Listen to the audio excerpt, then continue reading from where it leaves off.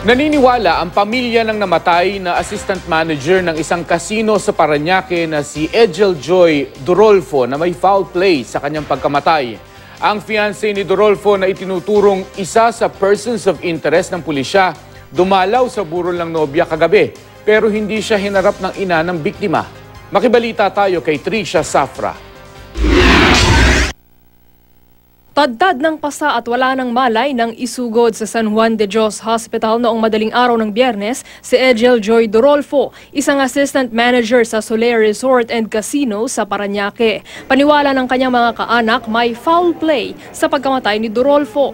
Base kasi sa kanyang death certificate, asphyxia by manual strangulation o pananakal ang ikinamatay ng biktima. Sa paunang investigasyon ng Parañaque Police, pumanaw si Durolfo 10 oras matapos siyang isugod sa ospital noong Biyernes. Ang fiancé daw niyang si Rodney Inchausti ang nagdala sa kanya sa ospital at tumawag sa kanyang mga magulang. Itinuturing na ngayon ang fiancé at ang 3 niyang kasama bilang persons of interest kaugnay ng pagkamatay ni Durolfo. Batay sa blotter report, ang ina ng biktima na si Evangel Durolfo ang naghain ng reklamo laban sa nobyo ng anak.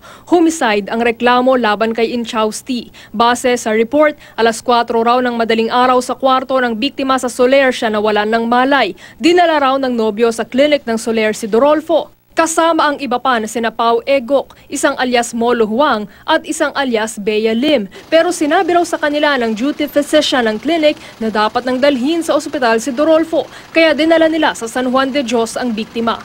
Bandang alas 6 ng umaga, nakatanggap na ng tawag ang ina ni Durolfo mula kay Inchausti at sinabing nakakonfine na ang biktima sa ospital. Nang magkita sila, binunyag daw ni Inchausti na gumamit umano ng ecstasy si Durolfo. Comatose na raw ang biktima noon at may internal bleeding. Bandang alas 2:50 ng hapon noong Biyernes, idineklara ng attending physician na patay na si Durolfo. Sa case conference ng Southern Police District, sinabi ni Chief Inspector Arnold Dugas na sa ngayon, tinutukoy pa rin nila kung may krimen nga bang naganap. Matitiyak daw nila ito oras na lumabas ang resulta ng otopsiya ng PNP sa biktima. I-determine namin through yung sa autopsy report, pwedeng mga 3 to 4 days. Nakikipagtulungan na rin daw sa investigasyon ang pamunuan ng Soler Resort and Casino. Sinusubukan din ng Parañaque Police na makakuha ng kopya ng CCTV footage sa hotel kung saan daw nakitang walang malay si Durolfo kasama ang suspect.